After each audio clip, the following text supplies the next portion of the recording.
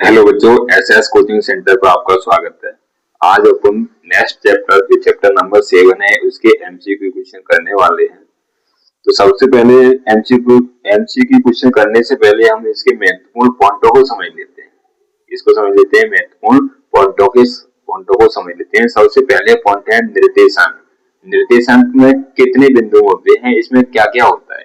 जैसे आपका ये पूरा ग्राफ होता है, क्या होता है, ये ग्राफ है, इसमें अपना जो x और y, ये अपना होता है y और ये होता है अपना x। इसमें जो लिखे जाते हैं वो किस रूप में लिखे जाते हैं, एक्स वाई के रूप में लिखे जाते हैं। जो निर्देशांक है जो हम लिखेंगे, जो पॉइंट ग्राफ बनेगा आपका, इसको हम किसके रूप में लिखेंगे, एक्स वाई के रूप में लिखते हैं। दूसरा पॉइंट है आपका एक्स अक्ष। तो एक्स अक्ष किसको बोलते हैं या एक्स अक्ष को क्या बोलते हैं। एक्स अक्ष एक क्षैतिज रेखा है। एक्स अक्ष कैसी रेखा है, एक क्षैतिज रेखा है, इसको हम बोलते हैं भुज। क्या बोलते हैं, भुज बोलते हैं। एक्स अक्ष कैसी रेखा है, क्षैतिज रेखा है, इसको हम क्या बोलते हैं, भुज बोलते हैं। दूसरा वाई अक्ष। वाई अक्ष कैसी रेखा है, वाई अक्ष एक ऊर्ध्वाधर रेखा है, माने खड़ी रेखा है, ऊर्ध्वाधर रेखा है, इसको हम क्या बोलते हैं, कोटि बोलते हैं। क्या बोलते हैं, कोटि बोलते हैं। दूसरा पॉइंट आता है, अगला है आपका मूल बिंदु। क्या है, मूल बिंदु। मूल बिंदु कितने होते हैं, जब भी आपने ग्राफ बनाएंगे तो ग्राफ में जो मूल बिंदु होते हैं आपका, देखो ये वाला जो पॉइंट है, कौन सा, ये वाला पॉइंट, माने एक ये रेखा और ये वाली रेखाओं के जो मिलन पॉइंट है उसी को क्या बोलते हैं, हम मूल बिंदु बोलते हैं। इधर से गया और इधर से, यहाँ पर क्या बनेंगे, जीरो जीरो। क्या बनेंगे, जीरो जीरो। तो किसी भी जो निर्देशांक है उसका जो मूल बिंदु हो क्या होगा, जीरो जीरो होगा। अब बात करते हैं यहाँ पर चतुर्थांश। इसके चतुर्थांश कितने होते हैं। ग्राफ है आपका, ये कितने भाग है, माने इस ग्राफ में ये आपका जो ग्राफ है उसका कितने भाग है, 1 2 3 4। तो कितने भाग है, 4। तो इसके कितने चतुर्थांश हो गए, 4 हो गए। कितने हो गए, 4।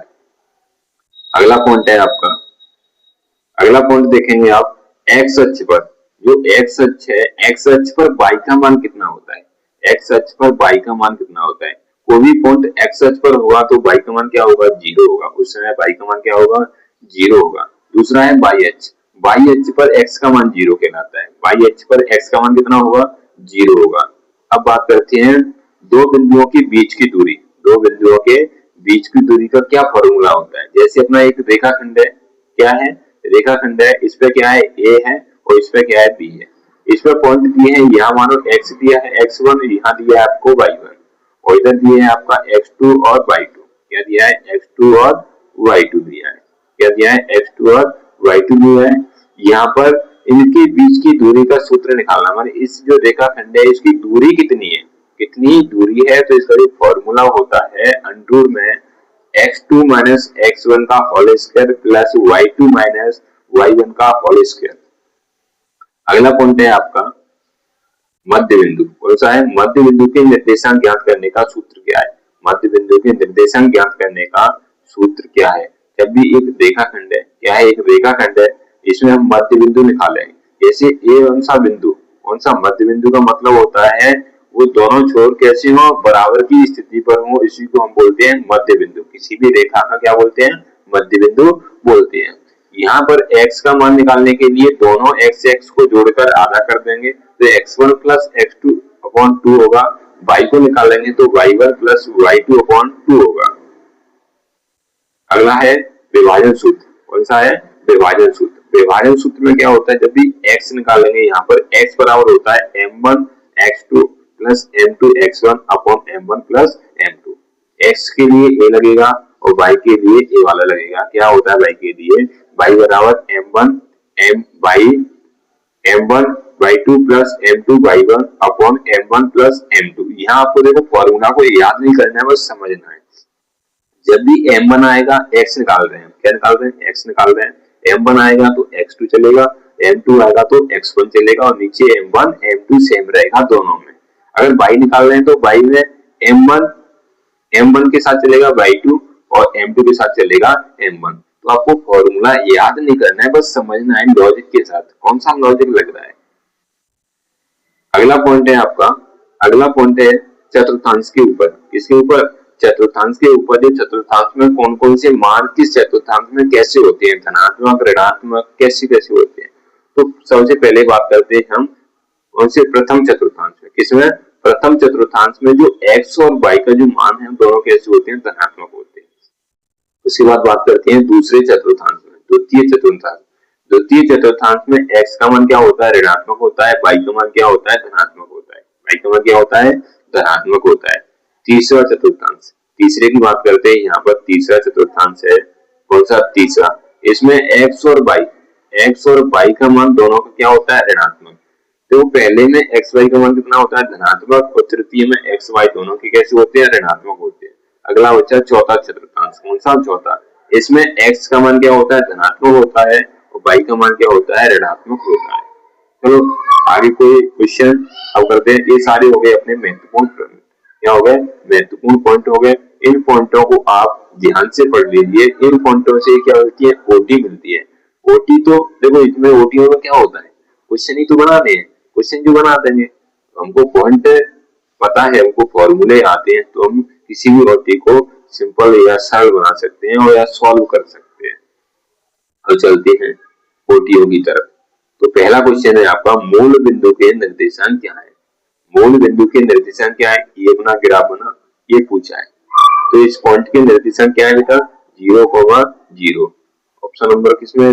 सी में। अगला क्वेश्चन है, अगला क्वेश्चन देखते हैं। अगला क्वेश्चन है आपका, बिंदु 3 और 4, बिंदु 3 और 4 किस चतुर्थांश में आता है? यहाँ ग्राफ बनाया। अभी हमने किसकी बात की थी? चतुर्थांश में पॉजिटिव नेगेटिव की बात की थी। किसमें पॉजिटिव होता है, किसमें नेगेटिव होता है? तो हमने बताया था प्रथम में क्या होते हैं? दोनों पॉजिटिव होते हैं, माने दोनों क्या दिए? धनात्मक। दोनों धनात्मक हैं तो किसमें होंगे? प्रथम में होंगे। किसमें होंगे? प्रथम में होंगे। तीसरा क्वेश्चन, क्वेश्चन नंबर 3 है, एक्स अक्ष पर स्थित किसी भी बिंदु का y निर्देशांक होता है। जब हमने बात की थी एक्स अक्ष पर y का मान क्या होता है? 0 होता है। एक्स अक्ष पर y का मान क्या होता है? 0 होता है। अगला क्वेश्चन है आपका, अगला क्वेश्चन है y अक्ष पर स्थित किसी भी बिंदु का x निर्देशांक, अगर x अक्ष पर पूछा है तो y का मान 0, y अक्ष पर पूरा है तो x का मान क्या हो जाएगा? x का मान 0 हो जाएगा। अगला क्वेश्चन है, बिंदु -3, -4 किस चतुर्थांश में है?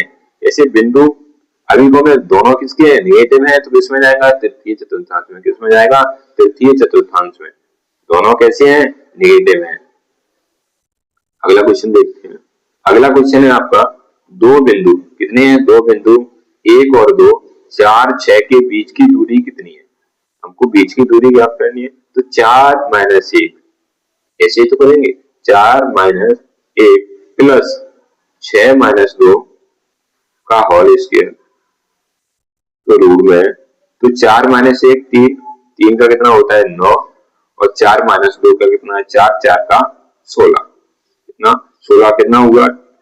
रूट में 25, और 25 में से बाहर निकाले तो कितना निकलेगा? 5। इनके बीच की दूरी कितनी हो जाएगी? 5 हो जाएगी। कितनी हो जाएगी? 5। अगला क्वेश्चन है, बिंदु -5 0 स्थित है। अब देखो यहाँ बिंदु दे दिया -5 और -0, कहाँ पर स्थित है? ये अपना एक्स अक्ष तो है, एक्स अक्ष का मान ही तो दिया है, क्या y का मान दिया है? नहीं, तो किस अक्ष पर स्थित होगा? एक्स अक्ष पर। किस पर होगा? एक्स अक्ष पर। अगला क्वेश्चन है, अगला क्वेश्चन देखते हैं, यदि दो बिंदु समान है, यदि दो बिंदु समान है तो इनके बीच की दूरी होगी। यदि दो बिंदु समान होते हैं तो इनके बीच की दूरी कितनी होती है बेटा? 0। कितनी होती है? 0। अगला क्वेश्चन है, अगला क्वेश्चन है आपका, निर्देशांक ज्यामिति।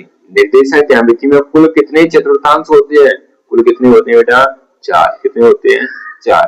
अगला क्वेश्चन है आपका, एक्स अक्ष पर स्थित मूल बिंदु से 4 इकाई दूरी पर, मूल बिंदु से 4 इकाई दूरी पर स्थित एक बिंदु के निर्देशांक होंगे।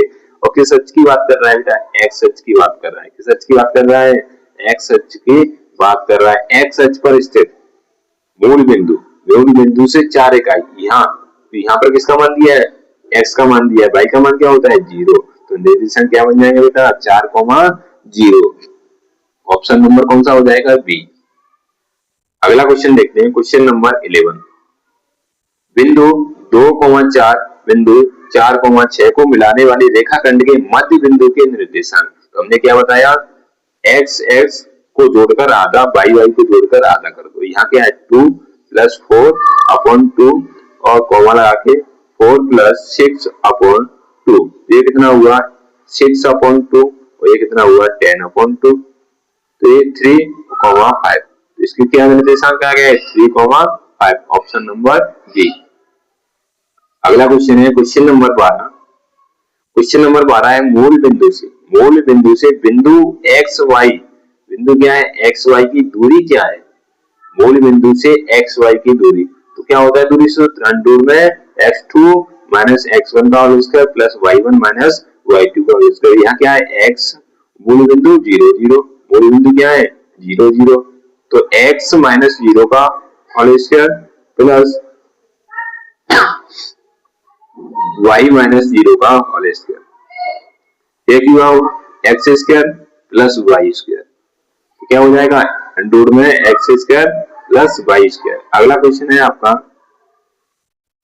क्वेश्चन नंबर है 13। एक्स अक्ष से दूरी क्या कहलाती है? एक्स अक्ष से दूरी क्या कहलाती है? एक्स अक्ष से दूरी क्या कहलाती है बेटा? एक्स अक्ष से दूरी वाई कहलाती है। क्या कहलाती है? वाई। पर यहाँ पर दिया नहीं है वाई, इसमें ऑप्शन में ही नहीं है। देखो ऑप्शन क्या है, बोथ, कोटि, दोनों, इनमें से कोई नहीं। तो एक्स अक्ष की दूरी वाई कहलाती है। वाई को क्या बोलते हैं? वाई अक्ष को क्या बोलते हैं? वाई अक्ष को क्या बोलते हैं? कोटि बोलते हैं। क्या बोलते हैं? कोटि बोलते हैं।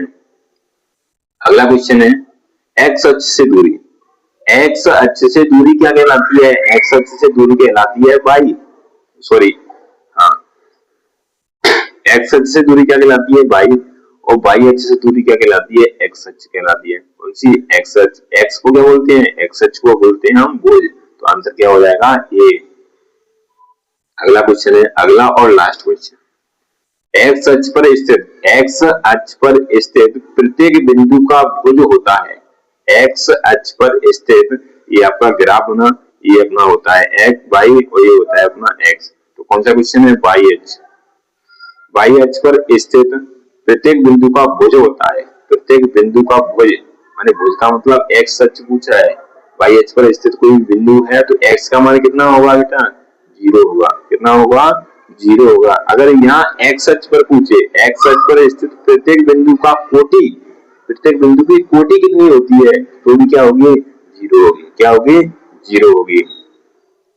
अगर वीडियो अच्छी लगी हो तो अपने दोस्तों के साथ शेयर करना और सब्सक्राइब करना चैनल को। जय हिंद। मिलते हैं अगले दिन कल।